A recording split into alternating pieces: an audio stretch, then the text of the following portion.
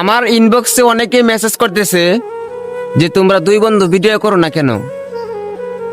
Video করি না, আমাদের একটু সমস্যা বলতে কি আমি একটু ব্যস্ত, তার জন্য আমার বন্ধুর সাথে দেখা করতে পারি না।